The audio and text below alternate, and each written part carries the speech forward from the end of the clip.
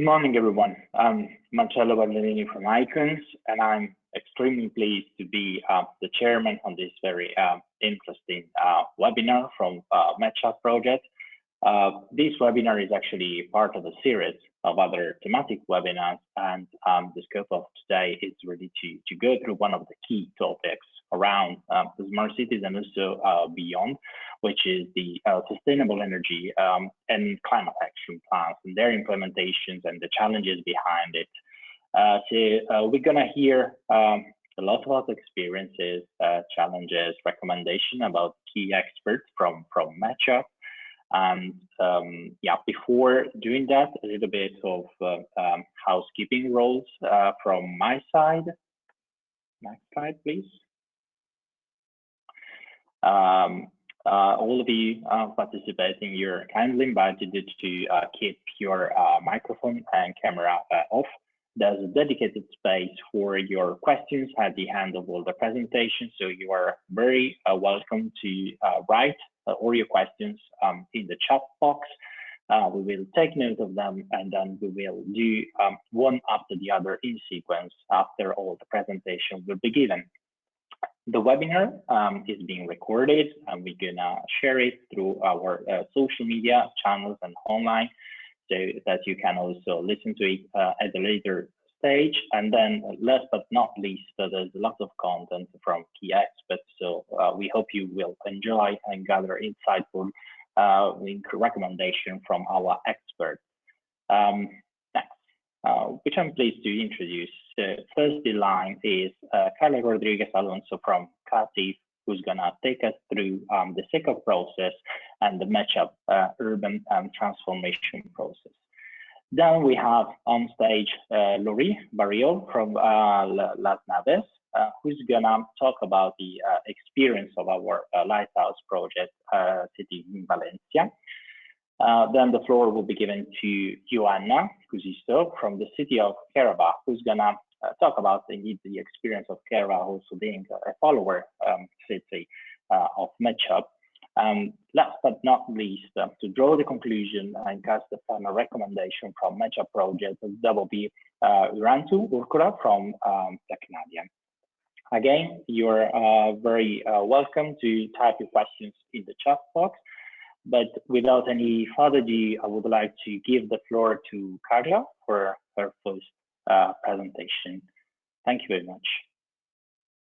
Thank you.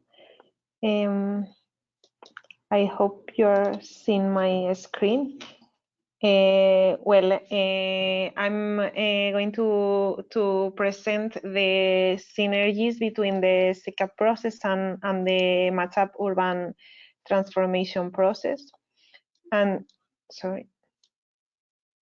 And yeah, I'm Carla from CATIF, and we lead the MAtchUP urban transformation process. So first, I'm going to introduce briefly the SECAP process, then the urban transformation methodology from MAtchUP and a comparison of both processes, and then some highlights of the experience of MAtchUP cities and MAtchUP technical partners when developing SECAP. So, well, the SECAP process, which is the Sustainable Energy and Climate Action Plan from the initiative of Covenant of Mayors. It has 3 main steps, so the signature of the Covenant of Mayors, then the submission of the SECAP, and then the submission of monitoring report. And these three main steps are across from one to another phases. So the initiation, which involves the political commitment, mobilize the municipal departments, and the support from stakeholders. Then the planning, so starting to build on the action plan, assessment of the current framework, then establishing the vision, elaborating the plan, and approving and submission of the plan, then implementing it, and after implementation it should be monitored and then report and submit the implementation report and reviews. So MAtchUP methodology starts from, is a process we design for the cities for an urban transformation process. So starting from advanced city diagnosis, then integrated planning, then the implementation, which in MAtchUP case is in the lighthouse cities of Valencia, Dresden, and Antalya, and then the replication and upscaling plans. So it is divided on processes for demand side and supply side, and after a demand characterization, which includes also the analysis of existing city plans, we conclude with the city needs. It also involves a characterization of the scenarios and a strategy for capacity building and for citizen engagement.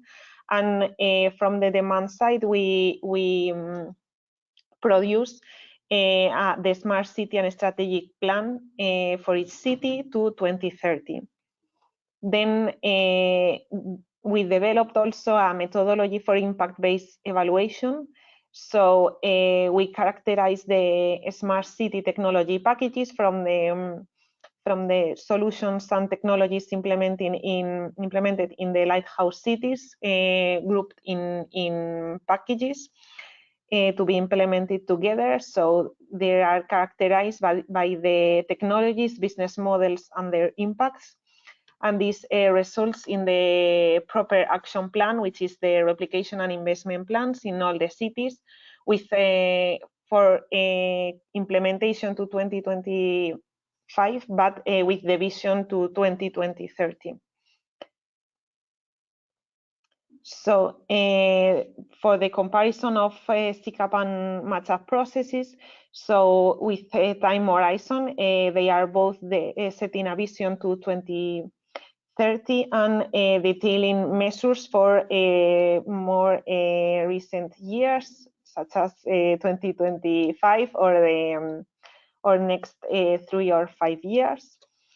As for the involvement of municipality, citizens, and stakeholders, they both include the involvement of different municipal departments. In MAtchUP, we defined also the involvement under the quadruple helix model, which includes also municipalities, citizens, and stakeholders, as well as industry or business.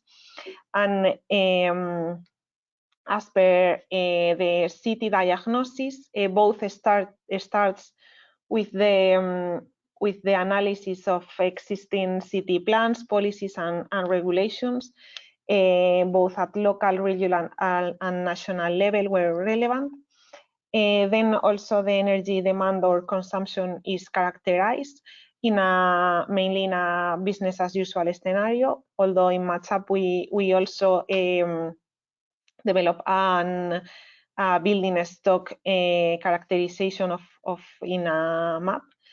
In MAtchUP, we also develop a city level evaluation with indicators, and both SECAP and MAtchUP processes include a SWOT analysis, which defines the city needs and priorities in these for topics, strengths, weaknesses, opportunities, and threats.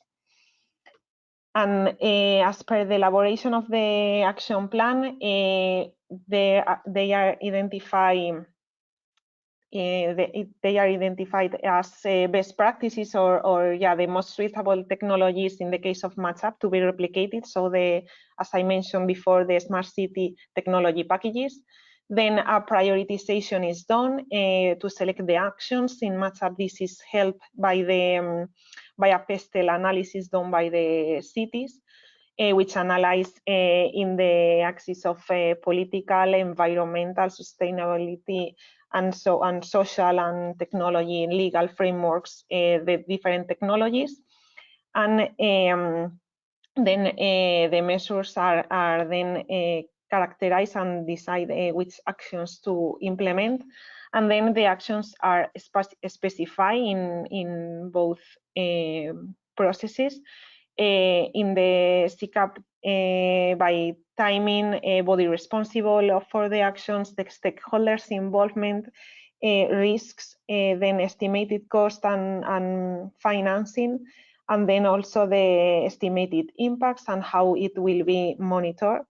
And the case of MAtchUP is very similar. So first, defining the objective for the implementation, so how this action contributes to the main vision set by the city.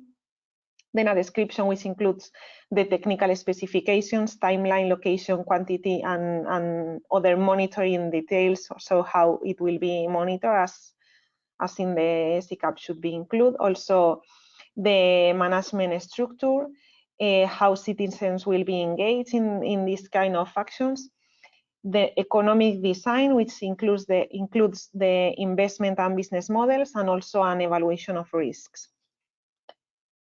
So moving on to the highlights from the MAtchUP experience, as per the cities, which you can see there, we assess this experience when developing SECAP through a questionnaire in these categories that I'm going to provide highlights.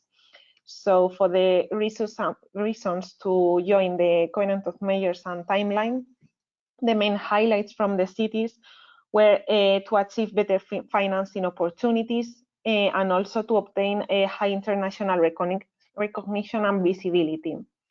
As per the municipality participation, the administrative structure, they were all multi-sectoral administrative structure. The responsible departments were those mainly related to protection of climate, environmental protection, or energy transition. And they also need to hire external consultancy companies to support this process, because it was not feasible to do it at municipal level alone. As per participative processes,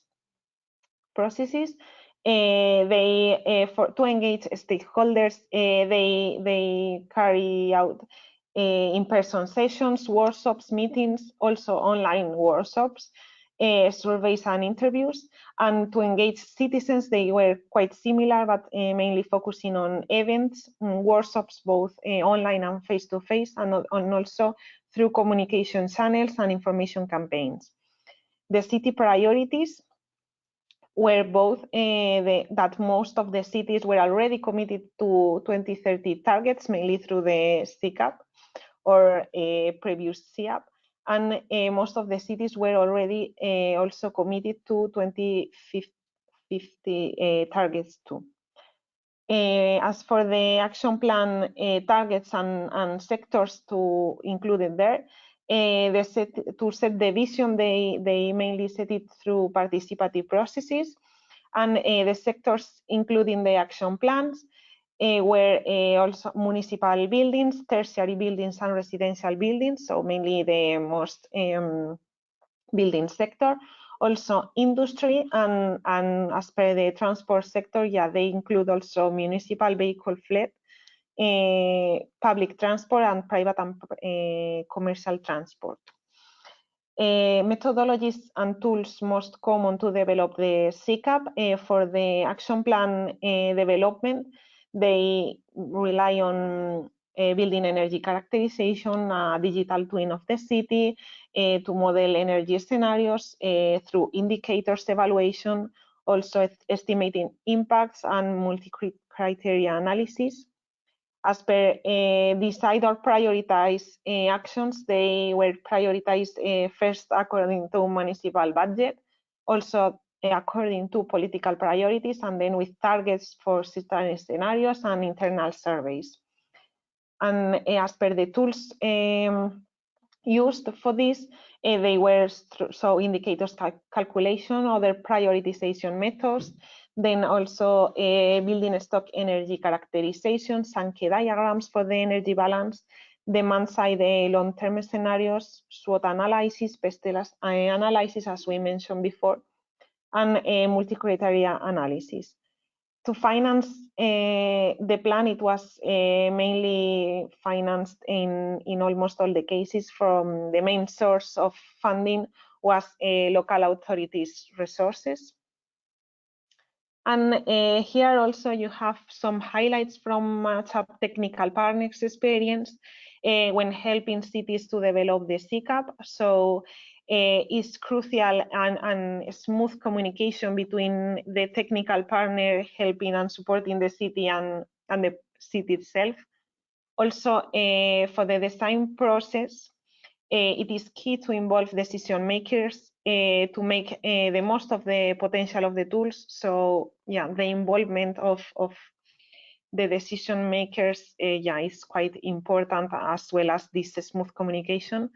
Then to share intermediate results throughout the design process is also great to achieve a better involvement of municipal stakeholders and decision makers.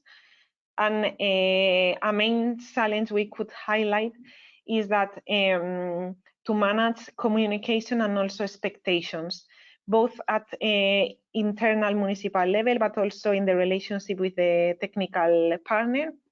And it is also key to use and adapt the work from before, so that was already carried out. And it is also crucial, the interdepartmental collaboration to establish a solid and long-term strategy. So this is all from my side for now. I expect the questions after all the presentations. Thank you very much, Carla. That was very interesting, especially comparison between the SECAP process and the MAtchUP urban transformation process and the highlights shared. Thank you very much. That will be for sure timing for further discussion in the Q&A section. But now the floor is to Laurie Meriol, just to tell us about the experience of our lighthouse city, Valencia. Good morning. I hope you can see my screen. Yes, I'm Laurie Barriol from Las Naves. I'm an R&D technician in Valencia, and I'm going to present you experience on the SECAP journey. So first of all, a bit of context about the city of Valencia. Valencia is situated in the region of Valencia in Spain, in the east coast, with a population of over 8,000 inhabitants. We've got a relatively young population in the city. The economic activity is in majority focused on the service sector, with 74% of the total of the economic activity, and some part in the industrial sector as well. We joined the Covenant of Meyer group in 2009 to learn about the innovative ways to network, to exchange experiences, make some capacity building. And we also see the key opportunity for the city to engage with the EU climate and energy policy.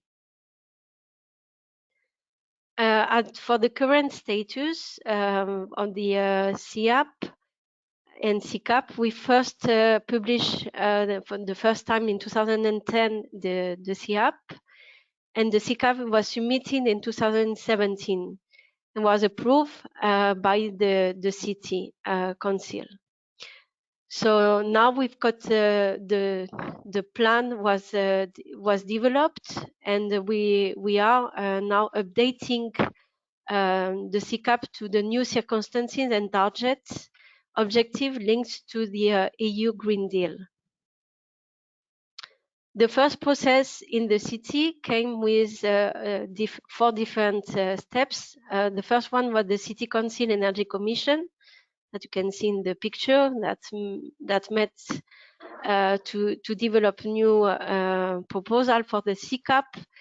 Had some energy transition roundtable with the different 4 helix of this model. So we had the civil society, we had the academy side, the public sector, the private sector, and we also included now the 5 helix with the media.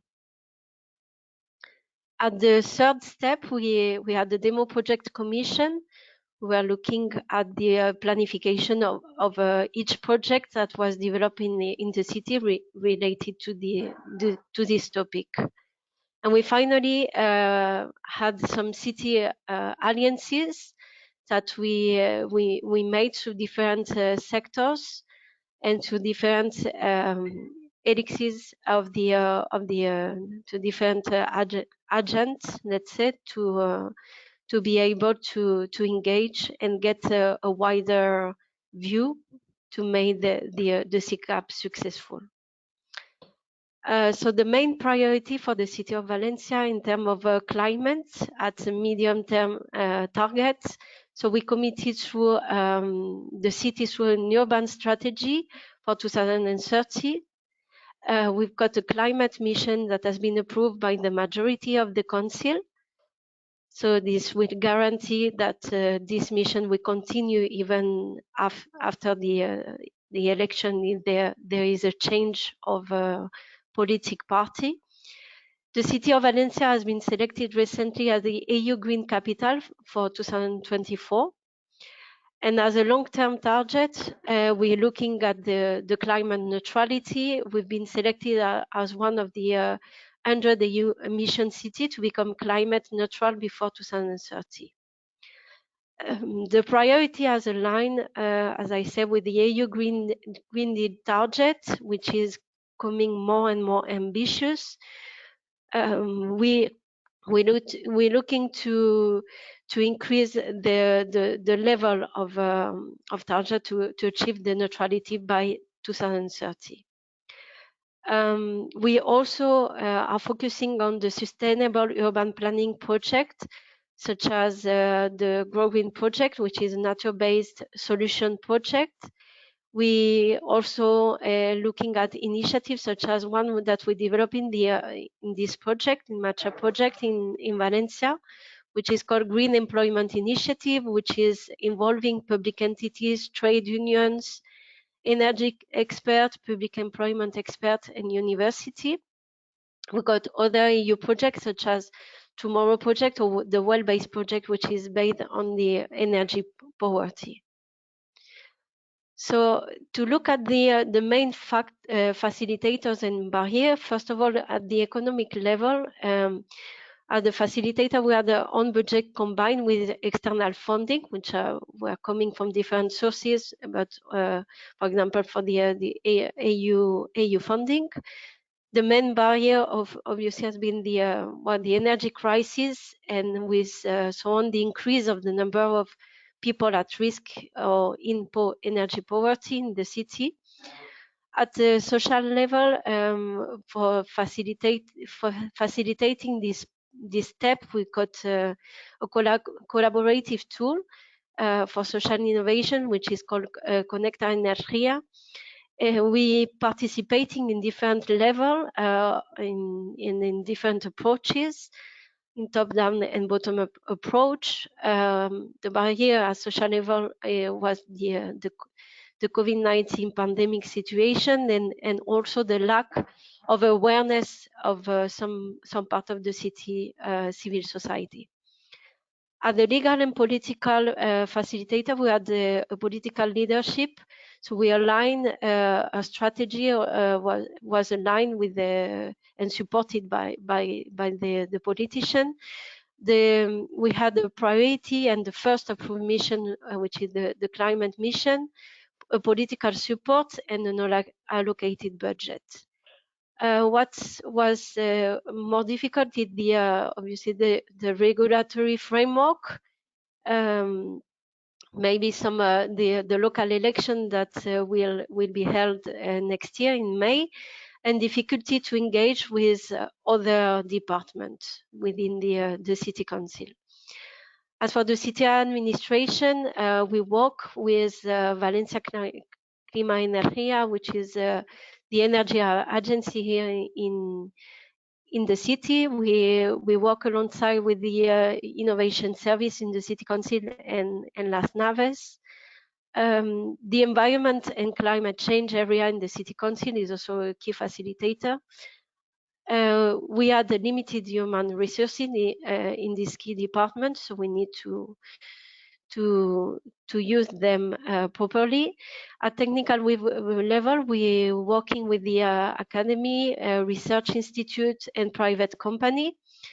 Some barriers were related to the lack of maturity of some technologies, the lack of data resources, so to get some information in real time may take more time than we would like to. And other barrier, we identify the citizen participation and the climate events.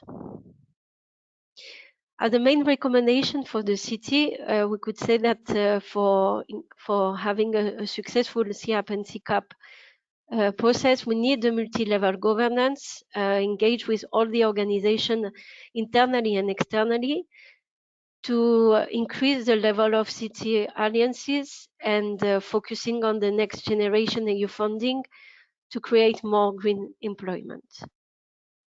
That's it for me. Thank you for listening. Thank you very much, Louis, for the experience shared from Valencia, as well as I think outlined those where they were driving the implementation, successful implementation, actually all the process related to the SECAP, but also of the obstacles that were somehow hampering this implementation. Thanks a lot for the knowledge that you shared. Now I would like to give the floor to Joanna, who's gonna tell us about the experience of our forward city, Kerava. Joanna, the floor is yours.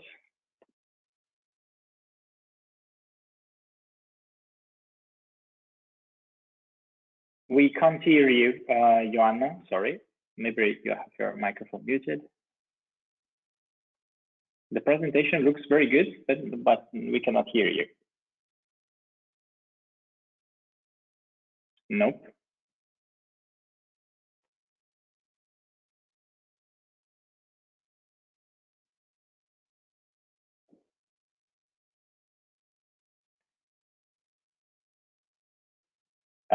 Yeah, still mute. Can you just try to speak now? No, we can't hear you. What about now? Can you try again? What about now? Yes, now we can hear you crystal clear. Thank you. Oh, sorry. Can you hear me now? Yes, we can. We can hear you, but apparently you cannot hear us now. Can you hear me now? Yes, yes, we can hear you. We tried now. Yeah. Perfect. Thank you. Sorry, it was working last time we tried, but yeah, thank you, Laurie, for the presentation. That is very, very interesting what you're doing in Valencia. And now I'm going to tell the audience a totally different type of, but not totally, but very different type of story about the same subject. So I'm Johanna Kuusis from the city of Kerava. I'm working as a project specialist there. The presentation is divided by four sections. So I'll tell you a little bit about the Kerava, then about our SECAP process, then about the facilitators and barriers, and at the end, the recommendations. So the city of Kerava is located in Helsinki-Uusimaa region. It's the southern part of Finland. There's about 30 minutes by train from the Helsinki, the capital city. Kerava is the third, the population density in Kerava is the third highest in Finland. So in a Finnish scale, we are very, very dense city. We have 37,500 inhabitants. We joined the Covenant of Mayors in 2019. We had a regional climate plan, but it wasn't very effective. Nobody knew about it. And there was initiative that we should have our own climate plan. And then there was an opportunity to join the MAtchUP project, and we joined and started to do our own climate plan. We also noticed that in able to get our actions financed, we need to have some kind of upper level strategy in the city, and that was one reason to for the collaboration and then the support from the national authorities, for example. So we submitted our SECAP almost a year ago. It was a pretty long process. We got the feedback end of August this year. So our mitigation actions was approved, but we need to work with our adaptation actions a little bit more. But that's what we are doing, and we are monitoring and reporting and continuing to updating the SECAP.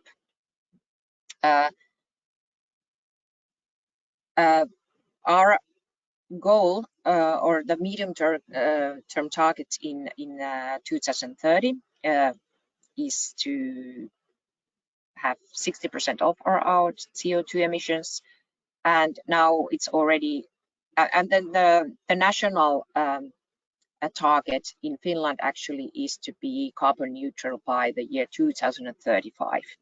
So now it's in our city strategy that we want to be carbon neutral on 2035.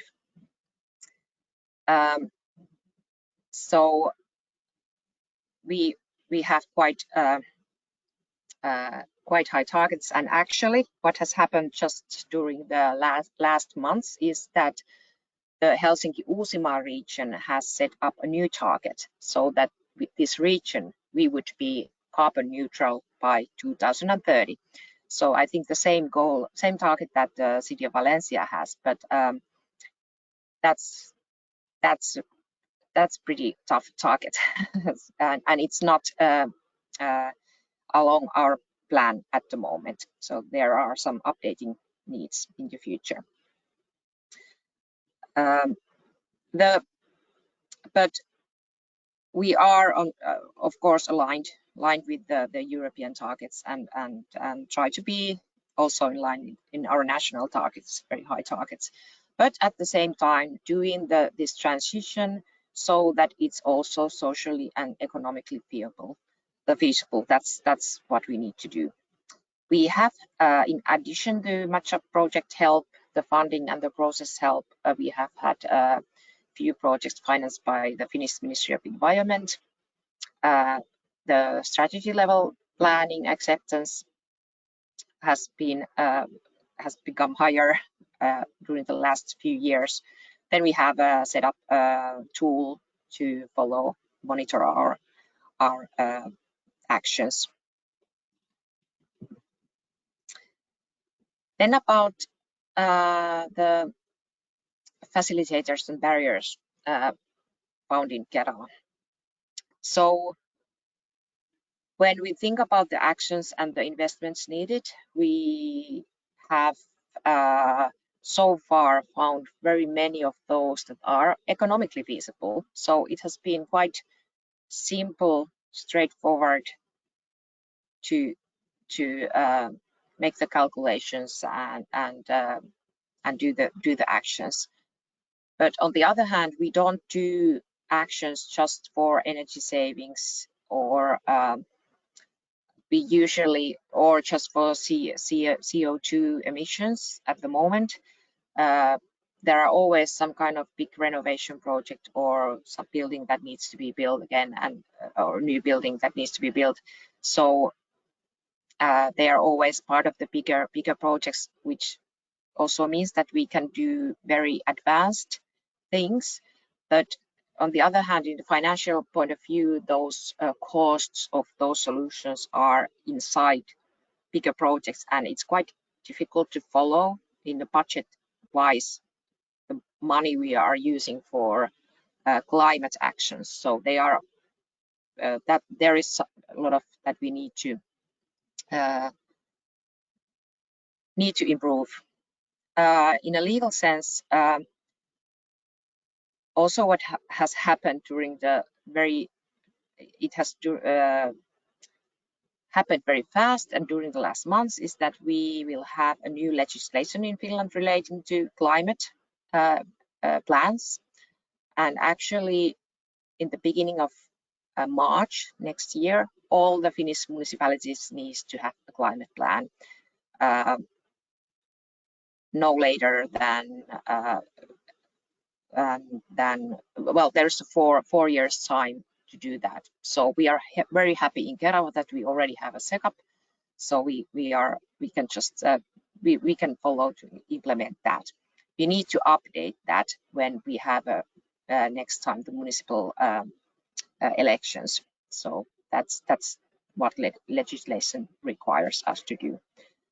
So, but the political support is not uniform, and we still face quite a lot of these negative discussions that we shouldn't put any money to any climate actions. We have more important issues to deal, and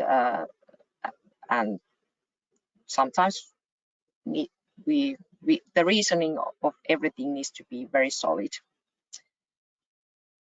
and there needs to be a lot of work to be done for this political support. Of course, in a small city has a small organization. We don't have dedicated employers for the climate work. That keeps on continuing, and but that's actually something that I know that all the big cities also, some of the big cities also want to do, that there's no separate department for climate issues or things like that, but the climate is such an important thing that it needs to be part of every employer's work in the city, and that's where we are going, so that everybody takes the climate into account. But that's not easy to do that.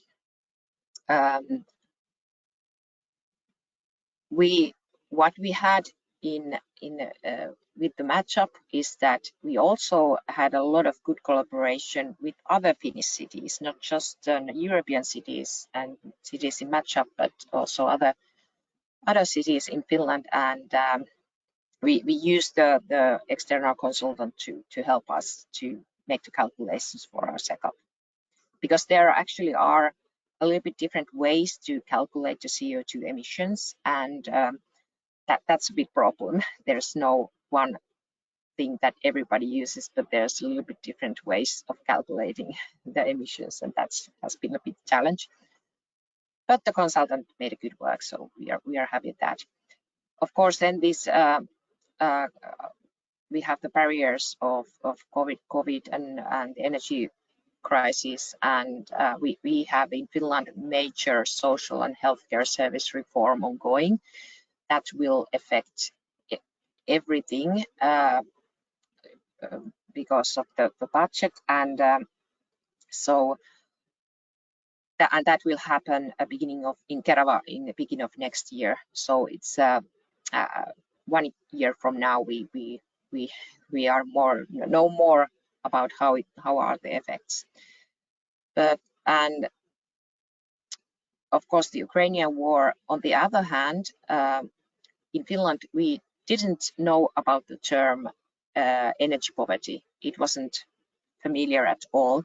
Here our social welfare system covered energy costs if somebody couldn't do that, but now when the energy prices are higher, there are a bigger amount of people that cannot afford to pay the heating of the house, for example.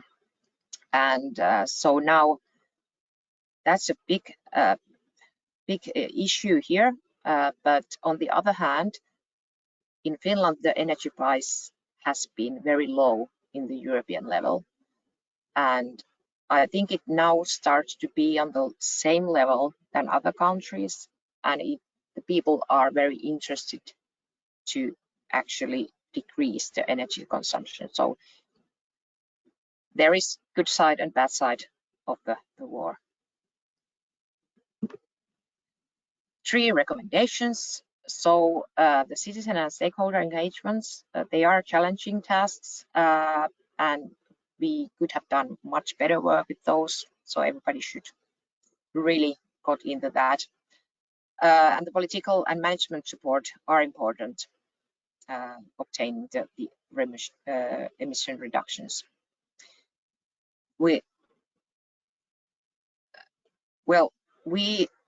The third part is that we actually did the process in a way that we first set up the target, like it comes from the Covenant of Mayors, so at least 40% less CO2 emissions. But what we made that, after that, we calculated what are the emissions, the consultant calculated. Then we looked little bit about the actions we are already doing and what is the effect of those. And actually we went back to the target and raised the target a little bit. Our target is in our SECAP is now to the 60% decrease of emissions. So and then we came back to do the final check of the actions what we need to do.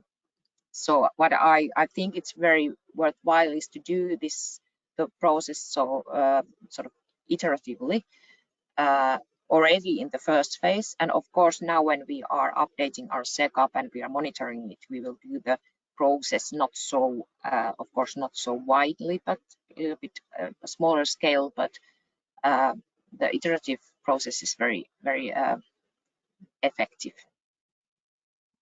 And what we, of course, try to do is to develop our e-services, the data collection, so that everything's more automatic and reliable and things like that. Okay, I want to thank you at this point. Thank you very much, Joanna, for having shared your experiences and knowledge. It was really interesting. We noted that indeed the SECAP process is really somehow flexible and has to embed new challenges coming from either new legislative targets or like external condition, and also leading to work to suggest transition in this like energy transition period, embedding also energy authority concept. So that was really interesting. I think good lessons to be shared with our audience, and we will come back on that for sure in the Q&A section. Thank you very much, Joanna, again for your contribution. Last but not least, I would like to give the floor to Irantu from Technalia to tell us about the key final recommendation from MAtchUP project. Irantu, the floor is yours. Thank you. Okay, thank you, Marcelo, for the introduction. And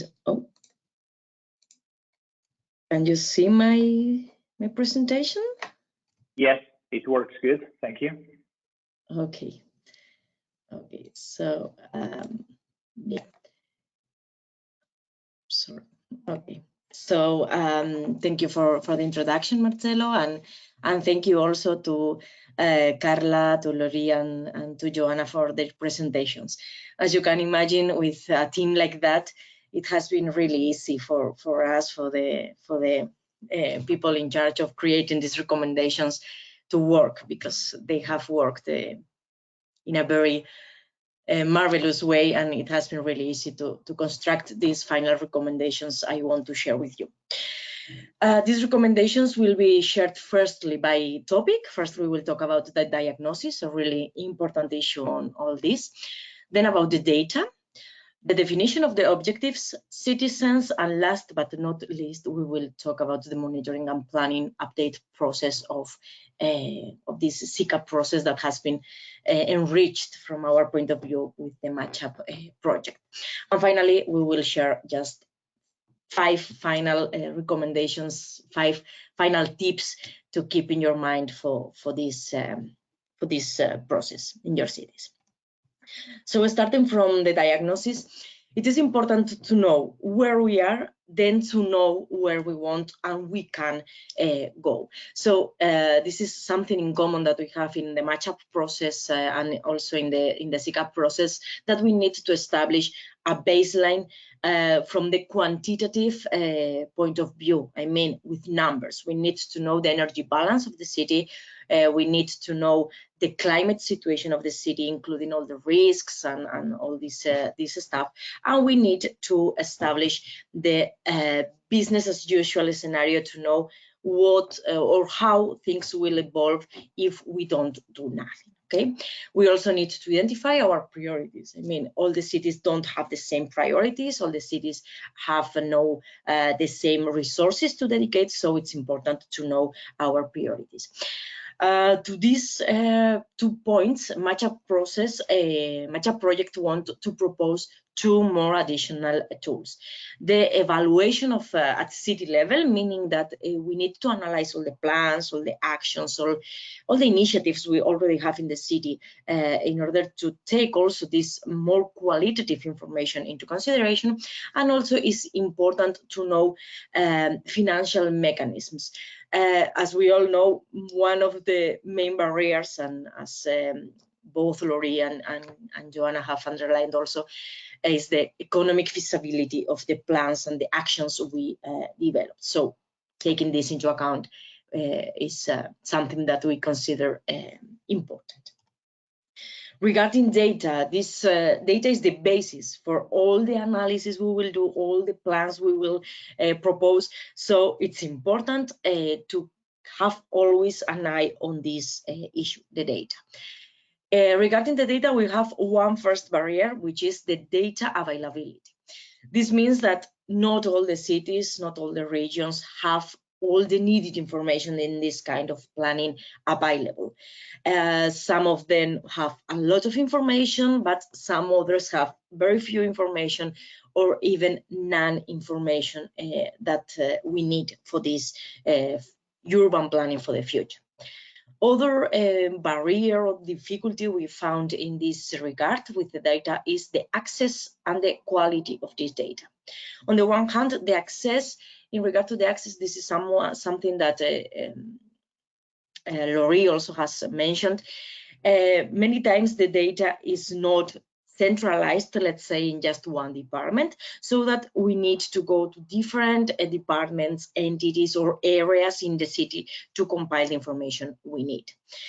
On the other hand, regarding the quality of the data, we will find that some data has a very good detail and very deep and accurate background, but other information is more, let's say, superficial or not with the quality we expect, or even contain incorrect data or missing information or whatever.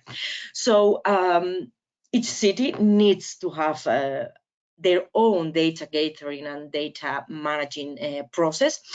And in addition, we need to keep a very good balance on the data we use and the estimations we made, just to not lose robustness or coherence on the analysis that we will do based on all this data.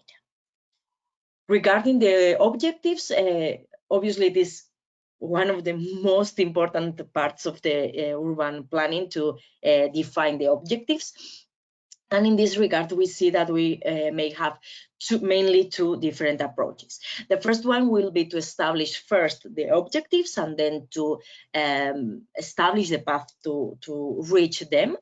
In this case, we will have an easy way, let's say, and I will use this symbol of you know, it's an easier way to establish the objectives, but we also may miss the matching among the actions, resources, and objectives, because we have the objective, but the path is conditioned or is constrained but by the real resources and capabilities we have.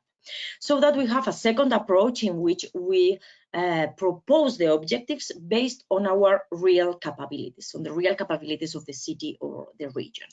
This is a longer way to establish the objectives, but usually we gain coherence among those actions, resources, and objectives, being everything, let's say, more aligned. The citizens, this is one of the key topics in our MAtchUP projects. Actually, we have worked in social actions at the same level as the energy, mobility, and ICT actions. This means that in our project, in the MAtchUP project, we consider citizens in the highest level of our planning. The importance of the contributions of citizens is something that we can not avoid. I mean, citizens are totally required if we want to reach the ambitious European goals, so that we need the empowerment of citizens in order to cause or to generate a behavioral change in them, so that we will be in the path of more sustainable attitudes that are, on the other hand, totally needed. This is a very complex topic, so that there are different approaches. Some cities consider the participation of the people since the very beginning and in the whole process. Other cities involve the citizens only in specific processes and with a limited power of decision, and so on. But what is clear, and this is a consensus in our project, is that citizens must be in the center of our urban planning, at least if we want to reach the objectives that we have. The last topic I want to talk is the recommendations on monitoring and planning update process. We are in a very changing context at energy level, but also at a geopolitical level. The advances in the technological aspects are great. Year by year, we have new and more efficient and more robust technologies, and all this changing context must be taken into account. We can't do planning without the flexibility of being adapted all the time to the changing context. So that's why the monitoring and the planning update process must be a continuous task, as this is the way in which we include the flexibility to our urban planning.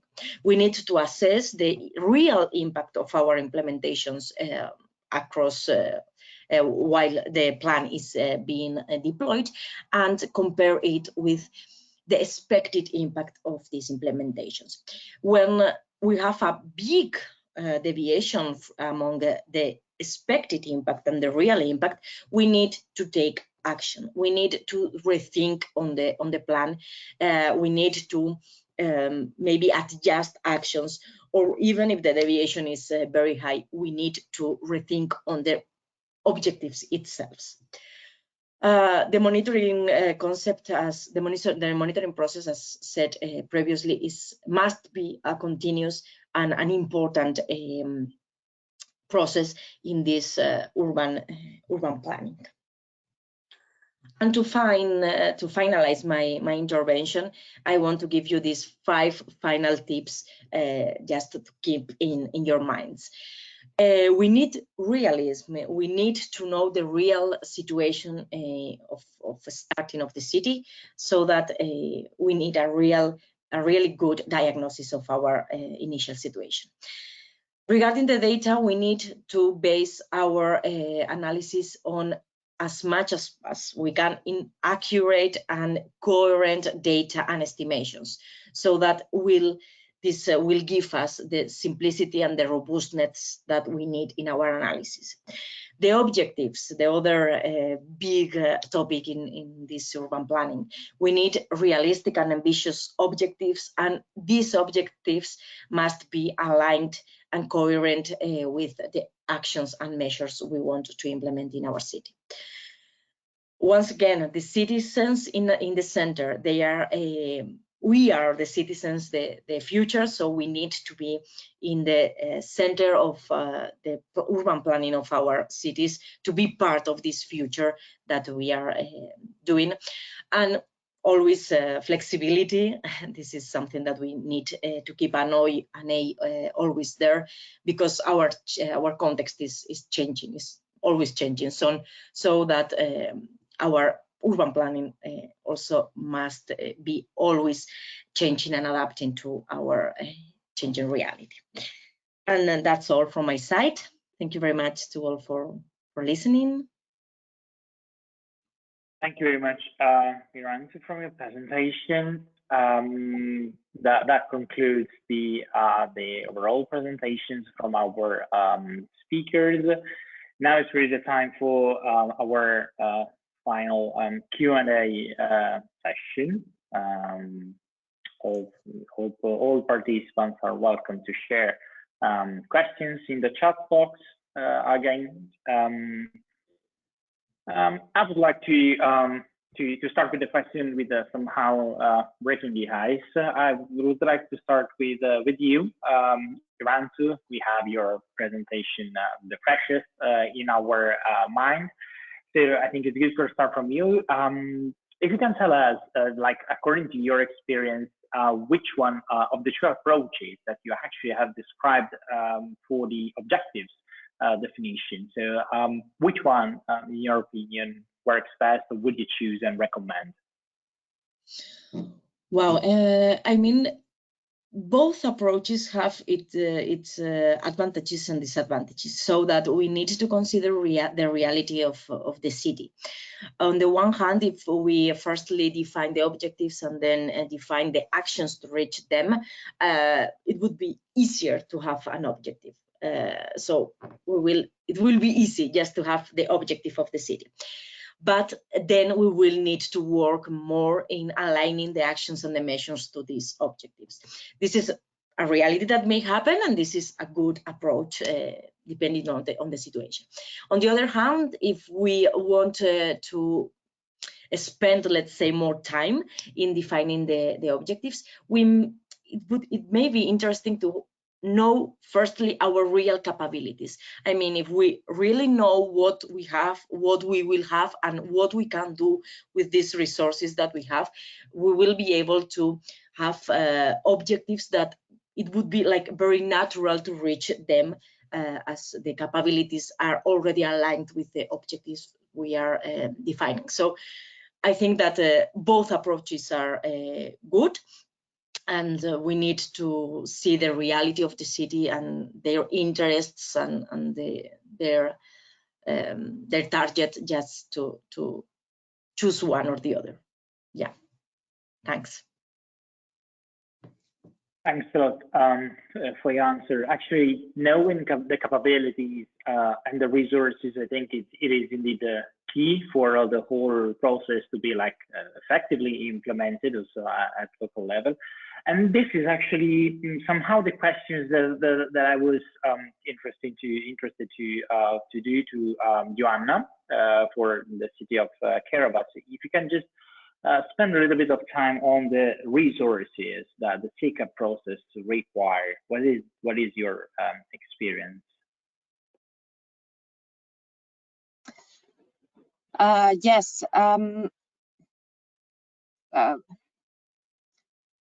For a very small city, it's always difficult to get the full-time employers for such a topic, and I find the projects are a very good way to initiate the work. And usually there is, at least in Finland, there is project funding available for setting up plans. For example, we have the legislation coming, so now the government is also supporting municipalities to start to work. So it's a good way to hire a person for that purpose, and who can work or spend more time with the subject. So it's really good. I would maybe raise up another possibility, of course, is to do the work as a collaboration with neighboring city or a few neighboring cities in the area. I think that would be very recommended. That would have been also a good option for Kerava. We decided to go just ourselves, but because the climate, it doesn't know city boundaries. So actually that might be the case in the future, that we join our forces with the neighboring cities and maybe it's not anymore a Kerava SECAP, but it's more wider. I don't know, but that's another, I think, very good option depending the situation. Indeed, thank you very much for for the knowledge shared again, and also the suggestion and the option to go together with the Finnish city, like having joint plans somehow also to achieve a higher impact and making it more like effective. Of course, climate neutrality is of course one of the key targets for all our cities, and I would like also to hear from Valencia which are the challenges that the city of Valencia is really facing to become climate neutral by 2030. So yeah, for the city of Valencia, the neutrality goals cannot be achieved on its own. Is a very big challenge for the city. So we need to really work as we started from the beginning in a multi-governance level, working with public sector, private sector, university, the civil society, and also the media that we included now in our work. We also need to work at multi-sectorial level. I think this is something that has been mentioned a couple of times in the webinar. The climate is not, there is no boundary for the climate, so we need to work not only for looking at the energy, or we need to work for involving different sectors in mobility, economy, biodiversity, housing, every single action that or project that we are working on need to go toward this climate mission.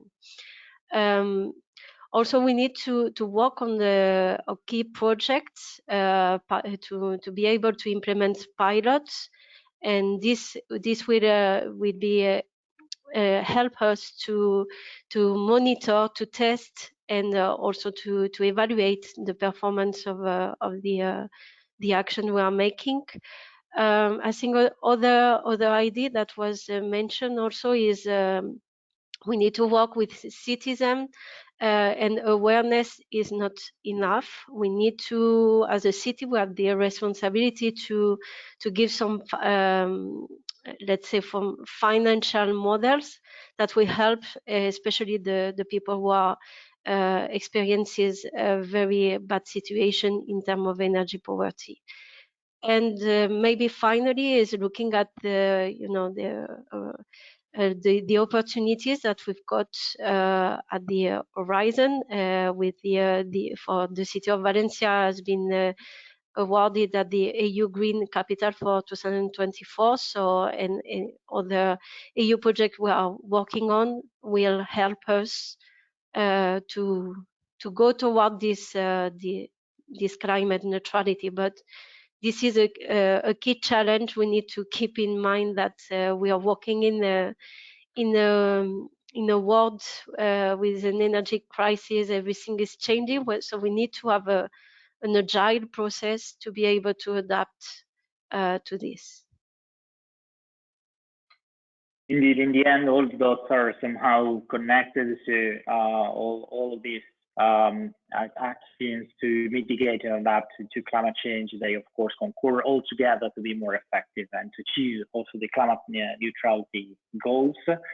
And with this in mind, I would like to ask to Carla from CATIF if you can tell us like the final insight on how like MAtchUP can help European cities in the development of the SECAP.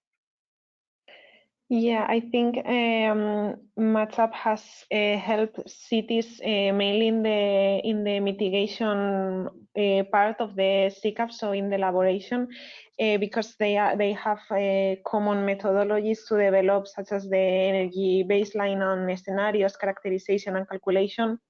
Also on how they set the vision, how they define the structures in the municipality, and also to engage citizens in participation processes to involve citizens in the development of action plans or SECAP.